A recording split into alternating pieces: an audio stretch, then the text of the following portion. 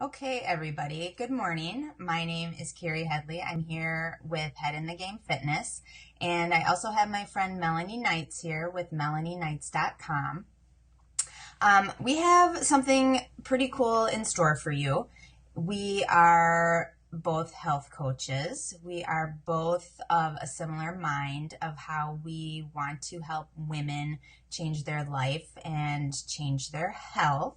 So I am going to be introducing something on headinthegamefitness.com, a monthly blog called The New Transformation Tuesday. Ooh, I'm very excited about it. We have been shown for years and years and years. Okay, so for years, and I know this because I have done the yo-yo dieting and tried to lose weight numerous times, and I was very aware of what my body looked like, how much space it took up, what size I was, all of that. Even in grade school, actually, I felt very big and uncomfortable in my body, and that continued on for years. Here I am in my 40s, and I'm now doing the very hard work of retooling my brain and how I think. So I feel like a large part of that is the health and fitness industry and how we are shown really one thing to do: lose weight and shrink and tone up and get smaller, be smaller. We have to be small, we have to be lean, we have to be toned. And there's also only ever one body type shown, which is a whole other ball of wax. And you've heard me kind of talk about following women who show you different body types and buying from places that show you different body types. But what this platform is about, and why Melanie and I are talking today, is your before and after, your transformation when you start down this path of health is not just about pounds lost, inches lost, and a smaller clothing size. And I can tell you that with 100% confidence. It is not the weight that changes you or the weight lost that changes you. I hit my goal weight, and there was no fantastic big party with balloons. My friends were not all sending me messages on Facebook and congratulating me. You don't get a certificate. It's blasé. It felt good for a fleeting second when I stepped on the scale, and then it was gone. So that was a really big turning point in learning. That tiny little moment showed me exactly what I had heard other people say, which is not the weight. It is not the weight. So I think all of these before and after stories that are out there, which just, are pictures of women holding out the waistband of their pants and showing you, oh, I'm half the person that I used to be, and however many inches they lost. It's just ridiculous. It is all about body. It's not about the wonderful things that happen to you and how you change on the inside and how much you learn and the lessons that you can apply going forward in life. I'm sick of seeing headless shots of women. Melanie, I know we've had this conversation, and I know you feel the same. So, to my point, finally, I do ramble. I'm long-winded, I know this. The New Transformation Tuesday is me talking to other women that I know, not necessarily clients or people that have worked with me, people I know in real life who have changed their health and have fantastic things to share with you about how they feel and what they have learned that does not have to do with pounds lost. So, without further ado, I want to introduce you to Melanie, and we are going to talk about how her life has changed and what is really the meat of what is important and what has made the most impact on her life by changing her health. So, Melanie, if you want to kind of introduce yourself and tell everybody a little bit about who you are. Yeah, okay. So, hi everybody. My name is Melanie. As Carrie said, own melanieknights.com. I'm a fat loss lifestyle coach, and I live in the UK, so we are thousands of miles apart. But we connected over a mutual understanding of what, as Carrie said, health means. and how it's not just about calories and how much exercise you can do and how slim you can get and how skinny you can feel, and just the general understanding that what you do is more important than what you see on the scale. And that kind of progress is way more important for your health. And not just your health, but everybody else around you as well. Because I just want to start by saying I did the pant picture. And I will openly admit, probably 4 or 5 years ago, I couldn't wait to be somebody's Transformation Tuesday, because I thought at that time that was proving to the world that I had achieved what I was supposed to achieve. But I learned very quickly after losing 100 pounds that didn't change my perception of who I was. And excuse me, it didn't change anything else that was going on in my life, because it was just a number on a scale. And it took me the next 4 years to realize that there was so much more important health benefits from changing your health other than just becoming a smaller person. But yeah, I did that. I did the pant size thing.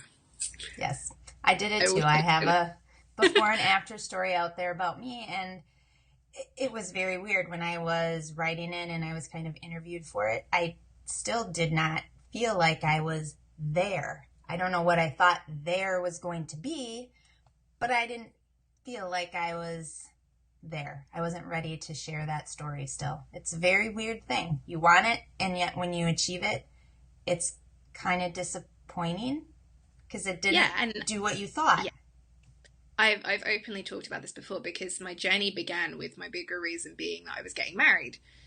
And that was in 2010. I got married in August of 2011. And when I actually got to my slimmest, when I got there, I remember looking at our wedding pictures, which are all displayed in our kitchen. And I remember being really disappointed that I hadn't lost the weight prior to my wedding, because I was still overweight in those images. And I shared that. And it makes me feel, I don't know, it makes me feel more disappointed now that I was so consumed with my size, because now I'm healthier than I was when I was slim, and I'm healthier than I was when I was overweight, but I'm certainly not the size I thought I would be 6 years ago, or the size I thought would bring me happiness. Yep. Because I'm healthier than that.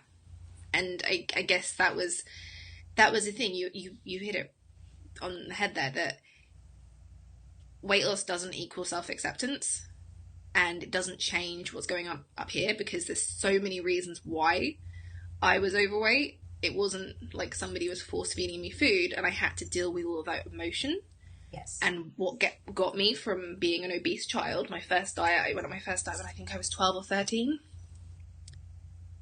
And got me to this point where I'm almost 30, and I kind of now just eat when I'm hungry and know how to exercise for my body and what I enjoy, and resting is hugely important, and all those little things that we don't get told from Fitspo posts. Yes. Or from those typical transformations, because those typical Transformation Tuesday pictures show you a before and after of somebody that's supposedly miserable because they're overweight and somebody that's now overjoyed because they're skinny. But I would be interested to see how they feel in 6 months to 12 months time. Even if they're still the same size, what have they learned? Right. Because an image is just an image. It doesn't tell you anything. Yes. And it's the same as a lot on social media. We see little snippets of people's lives. You don't see everything. And so I think we share openly and honestly everything, the difficult stuff and the stuff that's, success and all of that. It's all there. Yes. Okay. I'm going to kind of circle back here. Because you're like me, you have tried several different things in your life. You've lost and regained several different times. What do you think was the difference in your mindset maybe and what you were doing or following during those other attempts that are different than what you've done in the past handful of years? How is your approach and mindset and what you focus on different now than those other times? So I still put it down to the fact that when I really decided to make a change, I had a bigger reason why. And when I talk about that to now, it sounds a little bit crazy because to me, my health should have been the biggest reason why. But up until that point, and probably even after that, but there was always a vanity reason for me to lose weight. It was about being a specific size or a specific weight. It was, and the size and the weight was determined by what I saw in the media, magazines, what I'd read, what others had told me was supposedly normal. And that was what I was always striving for. So being somebody who has been overweight since childhood, to then suddenly be in my 20s and be like, oh, well, I want to be a size 10, or I want to be like 8.5, like 140 pounds, or to suddenly try and do that, I didn't comprehend how much hard work that was going to be because I wished for it and I dreamt about it and I thought about how life would be different, and I was so exhausted from all the dreaming that I never actually took any action. Yes. And I remember I got engaged on the 31st of December 2009, and the next day, on New Year's Day, we were still in New York, and I was like, I can't be a fat bride. I don't want to be a fat bride. And so that was my starting point. But whilst that was my starting point, after our wedding in the August of 2011, I lost my reason why. I hadn't planned that all of a sudden I was like, oh, well, I've got married, I don't need to do anything. And during that 6-month period after our wedding, I did lose my way. I kind of stopped working as hard as I had been. I quit the gym. I stopped running. I stopped eating as well. And it was in the beginning of 2012 when I took that kind of impulsive decision to invest in a personal trainer myself. And after that, I just didn't stop. And it's not always been easy, and it hasn't been a straight line of success. There were moments where I struggled, and there were things that came up, and life happens, and especially in the last couple of years since having my son. Yeah. But it was never straightforward. And the thing, I started out with a reason why, and that adapted over time because my reason why now is totally different to what it was then. Yes. But I just never stopped. And I think it was the moment where I started to believe that I could actually achieve it. And that the more I progressed and the more I realized that it wasn't about my weight or my size, and I started to understand health a little bit more, it snowballed from there. But I think it was that initial reason why, because getting married was probably the biggest thing I'd had in my life for many, many years. And it was an aesthetic reason, which is why when I got married, I did struggle. But ever since then, it's been more about being a better version of who I am and seeing more about what I can achieve than what others will see me for.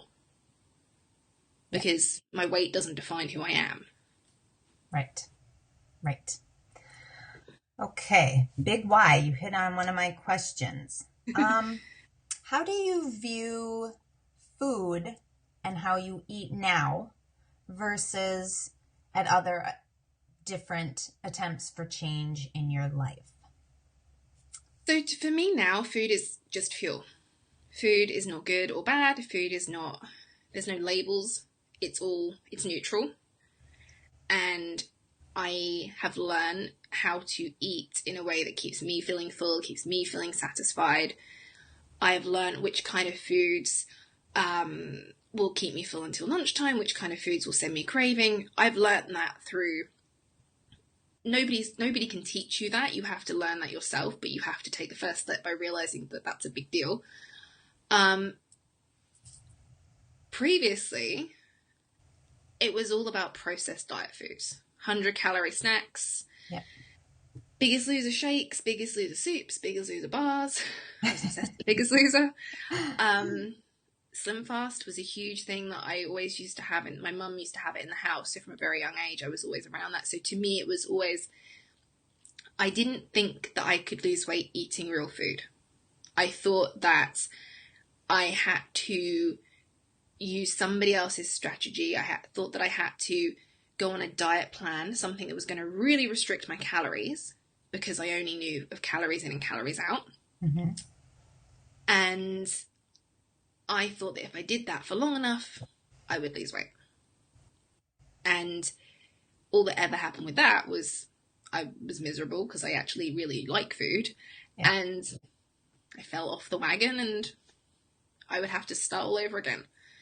And it was only when I started to understand how to put together meals that tasted good, that kept me feeling satisfied, that weren't boring, weren't bland. And I guess also understanding that if I want to eat a salad, it's not because it's a health food, it's because I like eating a salad. Right. And kind of ignoring all that diet noise, all that, I call it diet myth baggage, but all the things that we've clung to, is that even a word? All those things that we've kind of hung on to for years and years and years. You know, for me, it was slim fast and low carbs and being called a carbaholic as a kid, and all those things that I hung on to for so many, many years, realizing that they didn't actually make a difference. And Right. it was what I did now that made the difference, not the past, because that's done. Yeah. And yeah, my food has gone from being processed diet food to being just real food. All right. Do you... I've lost you. Oh, I'm still here. You're back. There we go. All right. Okay. So, do you right now have foods that are off the table? You can't have them. And if you do, why is that? And how would that be different from what you used to do? So that's a really difficult question. I would say initially, no, there are no foods that are off the table, but there are foods that I probably wouldn't buy on a regular basis. Okay. So for me, pizza, real pizza. No cauliflower crust. No, I like cauliflower crust, but no, real pizza. I know, which we disagree about that. Right. That one you put on looks rubbish, but no. Real pizza. Real pizza. I tend to stay, like, I would tend to stay away from it because I really love it. And whilst I know that I could have just one piece, it puts me in a position where I then have to really think and control. And I don't like that feeling that I have to really make a real effort when I'm eating. I like effortless eating. And so I don't know the last time I had pizza. I don't feel deprived though. That's the other thing. I don't feel like I'm missing out. If I went somewhere and it was only pizza that was there, I would have pizza. It wouldn't ruin my life. But I don't choose to buy it. Awesome. There we go. Right. Okay, so yeah, I know that maybe a lot of you guys watching don't know what I'm talking about, but traditional English fish and chips. And that to me holds a huge, if I smell it, I'm like, I lose control. Like I just want it. Now I don't, because it's so disgustingly unhealthy and it tastes unhealthy and I feel rubbish after eating it. But again, like, that's something that I choose not to have. And again, I don't feel restricted. If I decide I want it, I'll have it. But most of the time I just stay away from it. Yeah. But everything else, you know, chocolate, sweets, wine. I had wine last night and I went out for dinner, and I guess it's about managing it. And I think I've practiced moderation, and that's still an ongoing thing, because I think that's a very difficult thing to practice, and I think it takes a long time. But the moment I guess for me, the moment I start saying I'm not going to have this, then I want it.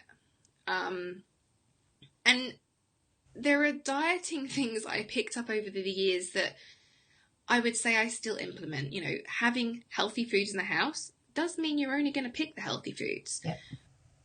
But also learning that if you want some chocolate, being able to have some and put it back, or if you're even going to eat the whole bar, just not feeling bad about it afterwards, that's the difference.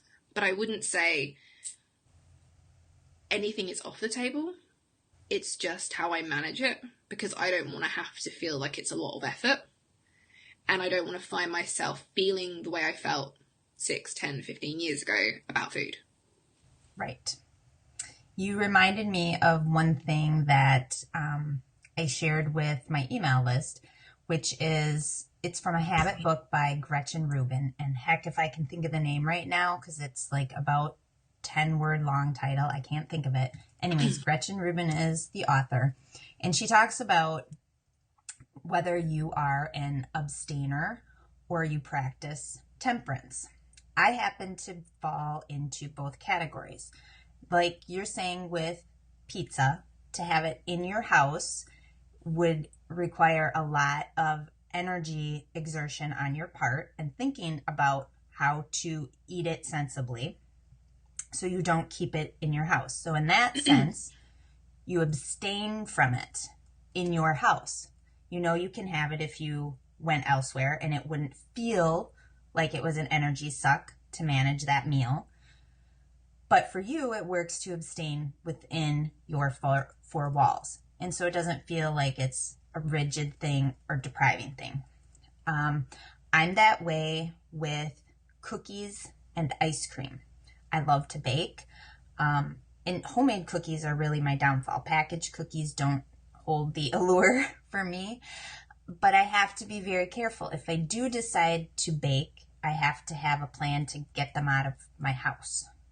And same thing, if I go someplace or to a bakery that I know is really good, I can pick one cookie and I am perfectly satisfied in a way that I'm not within my four walls. So I abstain, but I still think it's a form of temperance. I allow it. I temper how I eat it. And it's just by process of learning this and learning what we call, or I call, I don't know if you call it this, Melanie, trigger foods. There are certain things that once they go in, that one of two things happens. I want more and it's really difficult to stop, or they spiral up my cravings. So I want more of things that just don't really make my body feel good in the long run. And where I feel it actually is in my workouts. Okay. So, yeah, I don't know if, I think what you're saying is rather similar to that.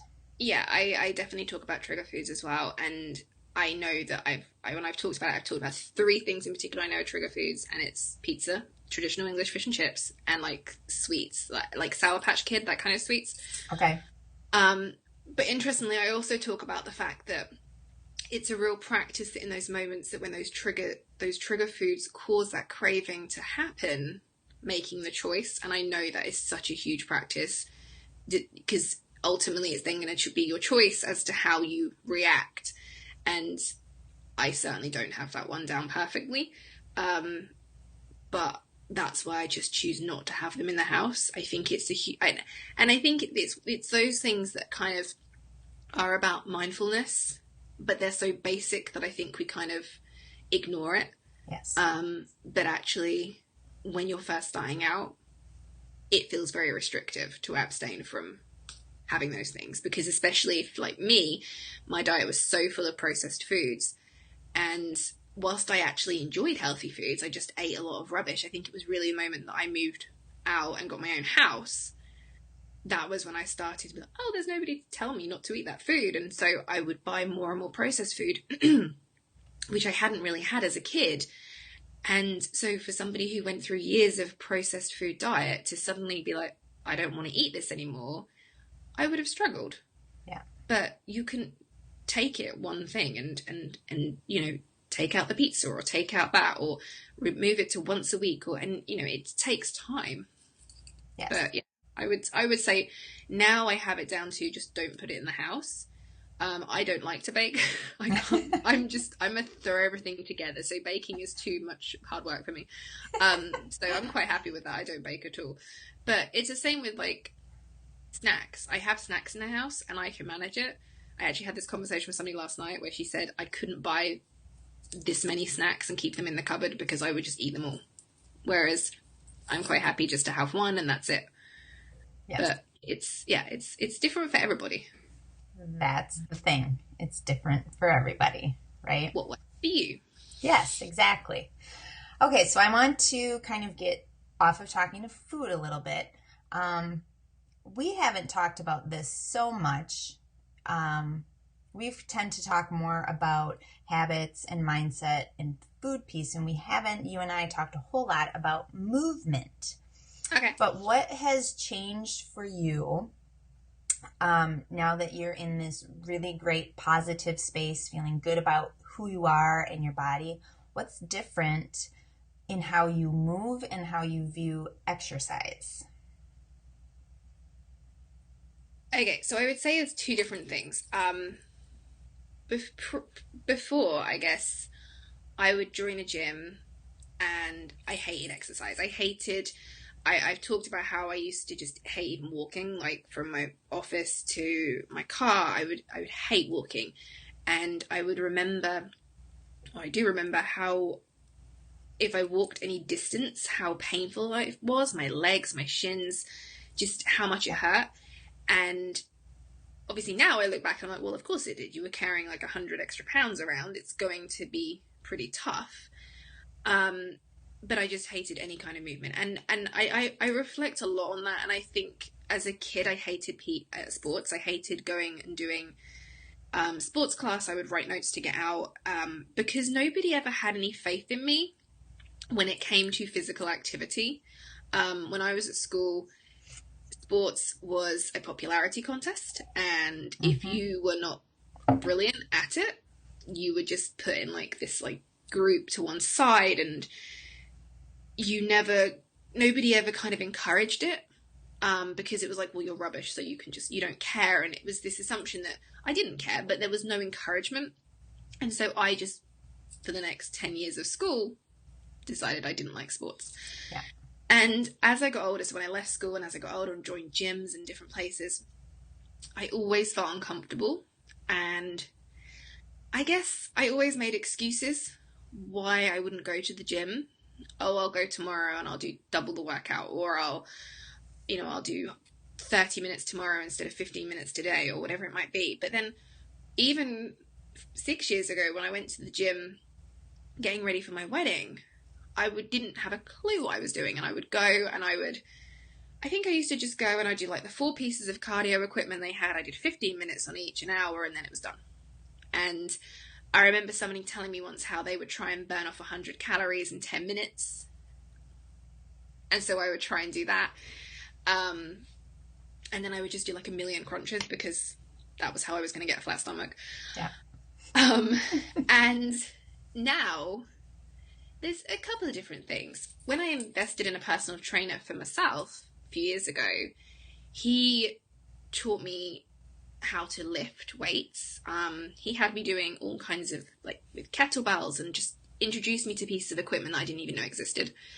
But not only did I see the scale go down, I saw my body change. My body completely changed. My shape changed. I looked leaner. Everything fitted differently, and that was the difference. And so I took what he had taught me and I kind of then went on my own, carried on, but I didn't know how to put together a progressive plan. But also at that time was when I decided to become a coach. I decided to invest in becoming a certified personal trainer. And so I learned through that. And just before I got pregnant was when I really started to understand how to build muscle, and that's what I was trying to do. And so when I came out of my pregnancy, I wanted to get back in the gym. And the transition there was I decided my body was totally different, and I wasn't going to be fearful of the gym. I wasn't going to be fearful of the weights, the squat rack. I wasn't going to feel like people were looking at me. I wasn't going to worry about what everybody else was doing. I was going to only focus on my own strategy, focus on my own game. And so I went to the gym and I just started lifting heavy because that's still something I really, really love doing. But I know that quick, short workouts are the way to really burn fat and really kind of create that body change. So I kind of do both. I try to, if I want to just go and squat for an hour, I will do that because I enjoy it and I think that's really important. But then I try and mix in a few shorter workouts that are actually going to maximize my results. And I think it's the transition of hating sports to understanding that that was the past and now I enjoy it and I actually have something that I look forward to doing. And understanding that exercise isn't this like, it's not a way of manipulating my calories. It's actually because I love my body. Yes. And whilst, I love squatting and I love lifting heavy and being in the squat rack and all that kind of thing, which I enjoy doing, I don't do it all the time, but if I want to, I will. It's the same with food, I guess. If I'm not going to prevent myself from doing something because it's going to give me slightly different results, but I don't work out to manipulate my calories. I don't work out to manipulate the scale because I don't even weigh myself now. I work out because it makes me feel good, because my body looks better for doing it. I'm in a better mood. It's about consistency. My actions reflect my goals. And that's why I do it. And that's the difference. And I certainly know that I get very caught up in talking about fat loss workouts and what I enjoy doing. And I think just finding something you enjoy is really important. Yes. So even if it's, and I apologize to anybody I offend, even if it's Zumba, sorry. Go, enjoy it, but, yes. Enjoy what you're doing, but also know that it's not necessarily going to out Zumba and doing movement that you enjoy. Yeah, so it's important to understand what you enjoy with exercise and not just what you think you should be doing. I have this saying that we should all over ourselves all the time because we get so caught up in the rules of what we should do and how we should eat and how much we should move, how much water we should drink, what we should be thinking and how we should be striving for a certain type of body, as you said at the beginning. And if you find what you enjoy doing, do that. Do more of that because you're not going to quit on something you love. Yeah. But also understand that it may not provide you with it may not give you the results you're expecting. And I think that's really, really, I think that's a really good thing to understand, is that there are certain types of exercise that provide certain types of results. So the understanding that when we see a Fitspo model who is apparently only doing cardio, but has these big muscles, that's probably not where she got her muscles from. Yes. And also, the same with somebody doing a picture of a crunch and she has 6-pack abs. Again, 6-pack abs are not just from crunches, and it's that understanding to break through the information that we see and what we've been told, and understanding that it's not all true, I guess, and if that's what your goal is, and that's great, but you need to figure out how you're going to get there. Right.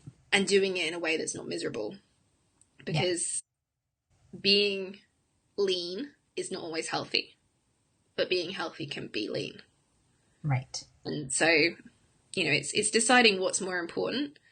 And I think if you can focus on health first, you will get the body that you want, the body that you're working for. You will, because probably to a point you'll become more acceptant of yourself. And so the stuff that bothered you before doesn't bother you as much now. I know for me, yes, I'm not as worried about having a flat stomach, or, I've never really particularly been bothered about a bikini body. I don't even really know what that means. And whilst people will say, oh, just put on a bikini, yeah, that's fine, but I don't really want to do that. So, I think it's about managing expectations. And I know that I think both you and I do that with clients, but it's about managing expectations of, okay, you want this, but you want to do this, well, you have to make it work. Right. I'm done. So I like that you said that movement was not a way to manage calories. Yeah.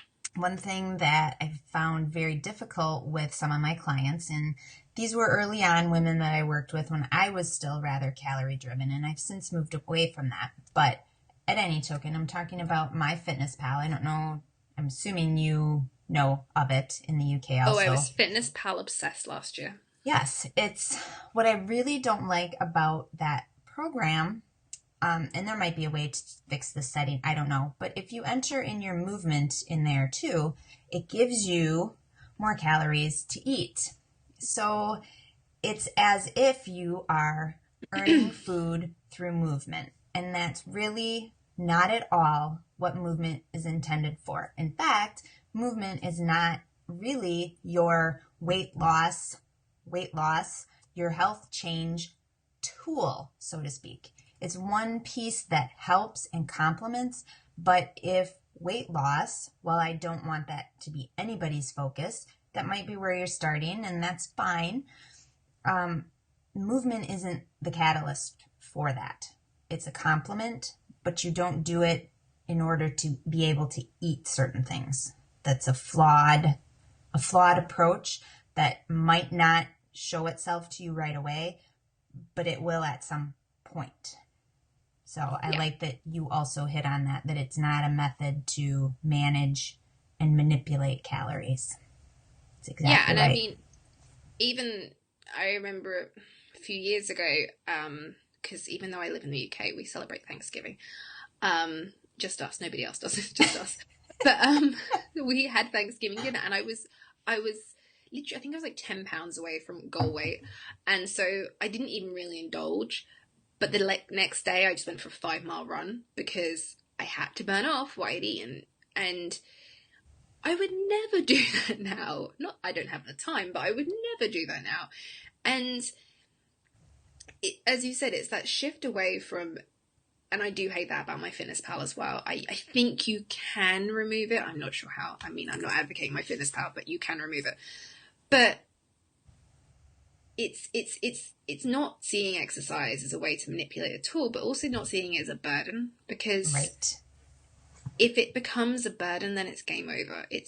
Once you start to see it as this thing that you have to do, which probably coincides very much with burning calories, that's when you're not going to do it. Yes. And that's why I will always say to people, if you like doing something, if there's an exercise you love doing, if it's playing a sport or it's doing a class, whatever it is, do that because you enjoy it. It's going to make everything else a little bit easier. Yes. So. Yes. I totally agree. Okay. Let's see. What do you find to be, going back to this whole idea of the new Transformation Tuesday, what do you find to be really the pieces that are transformational to you in what you've done in your changes? Because I think when I ask this question because you're the first, but there's more to come, I really don't think most of the women I talk to, and I know for myself and my changes, the transformation is not the change in my weight nor the change in my clothing size. So I'm curious to see what you find to be the biggest transformation in you in this whole process. So for me, I would say it mostly, because my weight even in the last 6 years has kind of gone up and down quite a lot. But this year, since January 2016, I made a very conscious decision to not go into this year focusing on weight loss or fat loss. It was liberating. I didn't have to think about weight loss, fat loss. I talk about fat loss, but I didn't have to think about that. And for me, in that time, during that time of what I would have called maintenance, I now call just living, it was the mindset for me. It was the letting go of the diet myth baggage, the stuff that I'd held on to for so many years, the calories in versus calories out, which I let go of a few years ago, letting go of carbohydrate being this big problem, because as a kid I was told I was carboholic, and that's it. Of course, I grew up thinking that carbohydrates were the enemy. Yeah. They are kind of my enemy, but that's personal. It's not, and it's about my body, not about my mindset now. Yes. I learned that I'm good enough, that it's about the action I take and not about the end result. And I used to call at the time when I was there doing the pant holding picture and wanting to be a Transformation Tuesday, I also called this my weight loss journey. And I kind of shed that because I was like, this isn't a journey, this is just life. And 6 years is a very small amount of my life. But I spent more of my life losing and gaining weight than I ever did just standing still. And so this year in particular, I learned to stand still, and I learned how huge that is for me. And I discovered how much self-created stress, especially last year, I'd caused myself through trying to get a certain body, because even last year I was my fitness pal obsessed. I was all about protein, and I realized that I was trying to train like an athlete, but I was working 9 to 5 in a job that was sedentary and only going to the gym 3 times a week. And even I got caught up in what I thought I should be doing, and it resulted in me just burning out. And it was then that I was like, I can't do this. I cannot keep doing this for myself, for my family, for my life. It just isn't working. And so the shift, whilst there was a shift in weight, I would always find myself saying, I lost 100 pounds, but then I had a baby and I gained all this weight and now I weigh this. This year I realized I lost 60 pounds and I've maintained that. And that's huge. Yes. And it was that moment that I realized that I was constantly defending the fact that I had gained weight during my pregnancy, that I had gained a lot of weight during my pregnancy, and I was defending that and making, I don't know what word I'm looking for. I was trying to create this reason why I didn't weigh 140 pounds still. Right. And that reason is called life, and that doesn't define anything else. And I think for me, there's so many other things I still have to work on. There are things I still don't quite understand where they came from, things that I don't do now, but things like hiding food and stuff like that, I have no idea where I got that from. But my mum and I have had very long conversations because she knows that a lot of her food issues created my food issues. Yeah. And, I now coach her. So how times have turned, I now coach her through fat loss. But, it's that transition. And so for me also having a child, despite the fact he is he'll be 3 soon. And despite the fact he is a boy, I do not want to pass that stuff on to him. I want to make sure that he understands that food is just food and that exercise is important, but it's not about burning off calories or the scale and stuff like that. And I know that he's very much oblivious to all of that. But for me, it's just that it was the real challenge of understanding why I overeat, because my overeating was the problem and the lack of exercise. I hated moving. And I think realizing that my childhood, nobody ever really supporting exercise or making it fun. It was always this like popularity contest, as I said, and I wasn't restricted. We had food in the house, but yeah, I would eat as if I was never going to eat again. And I hid food and I did all those things. And it was a lot of this stuff came out this year as I wrote blogs. I would suddenly remember these things that had happened to me when I was a teenager, and I would write, and the process of writing and sharing meant that I really understood how that had impacted me as an adult. Yep. And you know what? A lot of people aren't going to want to talk about that stuff, and it's really difficult. And it's difficult to have those conversations with your mum, for example. My mum, it's tough to have that conversation with her because I don't want her to feel bad that, she caused me to have this obsession with carbohydrates and SlimFast. But that's what happened. And so it helped both of us. And I now, as we head into the last few months of this year, I'm very happy with the fact that my progress has not been weight related. It's not been scales. There's been no measurements, but my clothes will still fit. I still go to the gym when I can. I'm walking more, which was a huge thing that I didn't do. And I just, I'm not craving and going from one end of the spectrum to the other. which is why I'd done it for so many years. Awesome. All right, one last question, then I want to just get to more lighthearted things. Okay. Would you say that in the realm of your personal health, so not the time and the thoughts that you're exerting as a coach and helping others, but in the realm of your personal health, would you say that how you eat and how you move are now the emphasis of your life or a complement to your life? I would say now they're a complement to my life. Were they an emphasis in past years? Yeah. So I would say when I lost a majority of weight as an adult, which was between 2012 and 2013,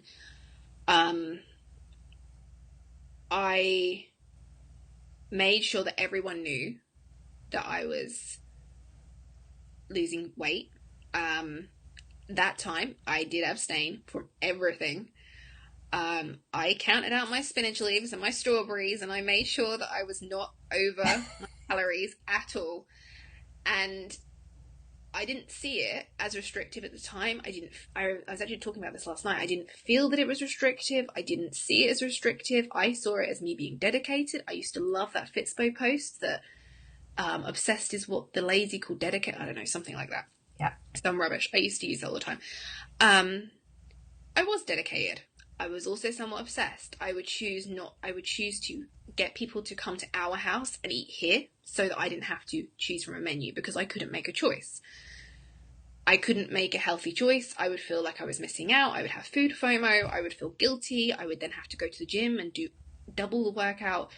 And so at that time, it was all or nothing. I was very much all in. But what happened at the end was that it resulted in me not learning a huge amount other than how to count calories.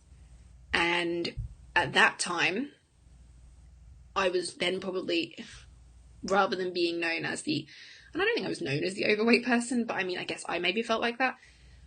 I was known as the person that was always in the gym. I was sharing Fitspo posts. I was losing weight rapidly. Now, I'm a coach and I'm a mother and I'm a wife and I also go to the gym and I also eat in a certain way, but I own that choice and I own how I eat. I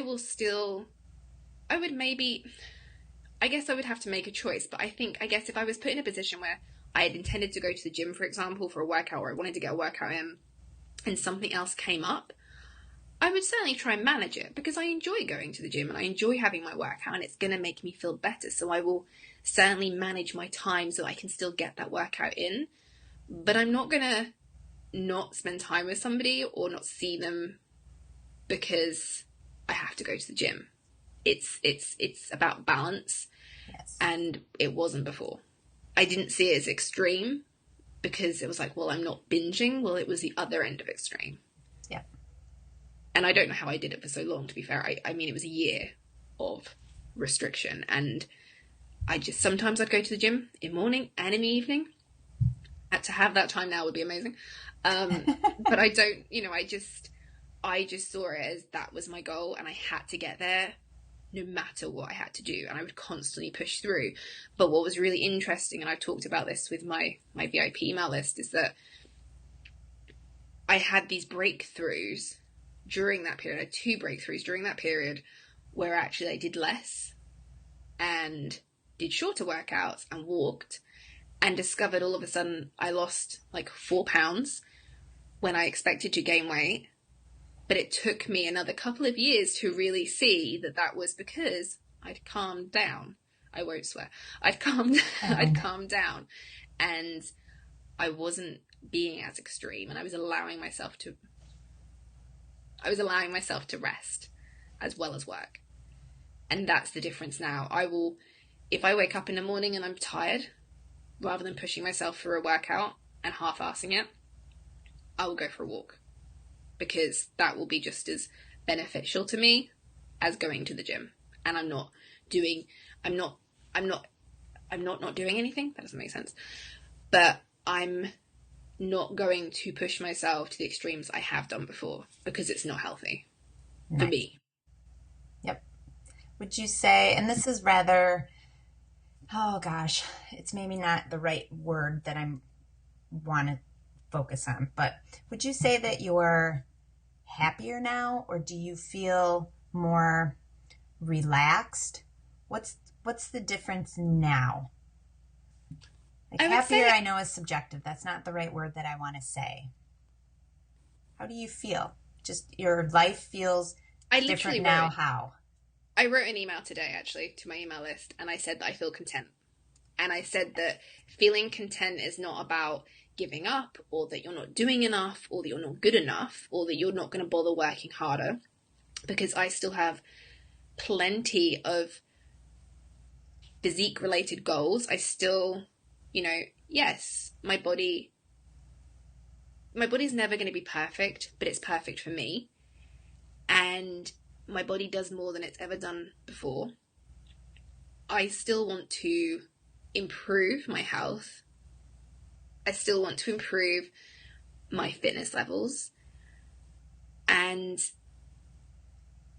now that I'm going to have more time, because I'm leaving my 9 to 5 job, I'm going to have more time. And so I do have lots of goals set for that. But being content is just as subjective, I guess, as being happier. But what's interesting to me is when I lost the weight before, so when I'd lost 100 pounds and I got to my goal weight, I did feel happy. But my happiness was based on the size of my waist. It was based on the scale. It was based on the clothing that I could fit into. And I'm not going to take that away. That felt great. It did feel great to be able to wear things that I'd only dreamt of wearing. But there were also things that I still couldn't wear, or I still didn't. Damn knee-high boots. I could my legs are never going to be slim. No. They're never. And I just always had this obsession with them, and I thought when I get to my goal weight, I'm going to be able to buy. I bought them. I still had to get the ones with the elastic, and you know what? I never wore them because I still felt so disappointed. And I think the difference is then I was never satisfied. I still was always searching for more. I was looking for more. I was craving more. It was never enough. Now it's enough. Every day doing enough is enough, and I can only do what I can do and be who I am. And I think all of that has also meant that I now am much happier showing up as myself, because I think when I was very overweight, I hid. And even when I was slim, I hid, because when I looked in the mirror as a slim person, I still saw a fat person. Nobody else saw that. People didn't know me. I was just who I was. But I always felt like a fraud. And now, because the work is so different and the work I put in is different, and that it's not this quick fix, I almost feel like I've earned it in a different way. Yes. And maybe that's not the right thing to say, but I do. I feel like I've earned the lifestyle I currently have. I've earned it in a very different way. In a very balanced way, and I don't think it's not extreme, and it's not about just the physical stuff. Even if my body changes further, it's not going to be, that's not what people are going to notice, if that makes sense. They're not going to notice my size because that's irrelevant now. Yes. Awesome. I love talking to you, Melanie. I kind of forgot we're even doing this. We're just chatting. Yes, it has been a while. So just a few fun questions, and then we'll call it a wrap. All right. So what is a hobby of yours? God, a hobby. I used to hate that. I used to hate that question on CVs or on job applications. What's your hobbies? Because I didn't used to have any, and I'm like, I do. What are my hobbies? I like to read. I love listening to country music. Yes. Going to the gym whilst it's my job, also hobby. Walking, playing with my son, taking him swimming. I like traveling, but I don't get to do as much of it as I used to. Next year I'm going to be doing a lot more, but yeah, I guess my hobby is, this is what's really interesting to me actually in relation to fat loss, is when I was very overweight and unhealthy, I only ever watched TV. Like, I just spent all my time watching TV, and now I have zero time to watch TV. I probably sit down with my husband and we watch 1 hour of TV together, and I just, it's one of the, it's interesting because I used to binge watch TV all day long, and now it's like I couldn't think of anything worse. Like, when I'm watching TV, I'm thinking, what else could I be doing? So it's, again, it's a mindset shift. But yeah, those are my hobbies, I guess. Oh, All right. I'm watching, travel. watching football. Travel. Where's yes. your favorite place to travel? Where have you been that's your favorite? New New York York. City. That's a very dear place in my heart because we got married there, we got engaged there. We're going at the end of January, and then we're going again in May. But yeah, so we're going to be going there twice next year. We haven't been in since 2012, so things are going to be different, but it's going to be really, really exciting. Well, you let me know. I have not been to New York ever. I would love to go. What's your most favorite food?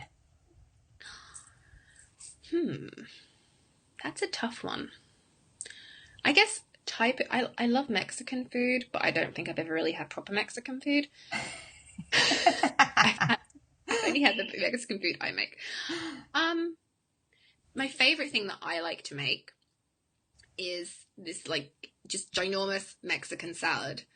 And it's never perfect because F perfect. But it's like breaded chicken, which I would never have eaten, and just a ton of greens and textures and like almonds and some feta cheese, and it's just so, so tasty. And that's probably my favorite thing to actually make for myself. Nice. Yummy. I love feta cheese. Absolutely love it. Do you like goat cheese? Nope. I'm really fussy about cheese, so it's really strange that I like feta cheese. Well, you have a dairy thing too, right? I do. I'm kind of, yeah, I'm trying to limit it. I think it's still mostly yogurt, but yeah, I'm trying to limit the amount of dairy I have. All right. Let's see. Last fun question here. What are you currently reading? You said... I am currently reading Daring Greatly by Brene Brown. Oh, I love her. I have not read that one yet. I've read The Gifts of Imperfection, recommended from a friend, and that was huge, huge, huge, huge for me because I am that perfectionist. And I wore that like, a badge of honor for years. Well, I want to do it perfect. So that has to mean I am putting like my utmost effort in and the quality of which the work I do. And this was back when I still had my office job. It's not. Perfectionism is so bad. Bad, bad, bad. It holds you back and it messes with your head. It's not good. It's overrated. It really is. It really is. All right. So I want to finish on you talking about what you have coming up. Your F Perfect Challenge opens up, and then your coaching program is coming very soon. Yes. Live, Love, Learn. Yes? Did I get it right? No? No. That was the 3 L's. What did I get It is, wrong? but it's Lose, Love, Learn. Oh, all right. Shoot, I was close. You were very close. All right. Tell me about your challenge and your program then. Okay, so the F Perfect Challenge, by the time you guys are probably seeing this, it's already started. But it's a private Facebook group challenge, which I'm doing. And this is just the first one, so I do intend to do many, many more of them. But the F Perfect Challenge, it stemmed from the fact perfection being overrated and women constantly striving for that Fitspo model image of perfection, or those quotes that tell us to suck it up so we don't have to suck it in.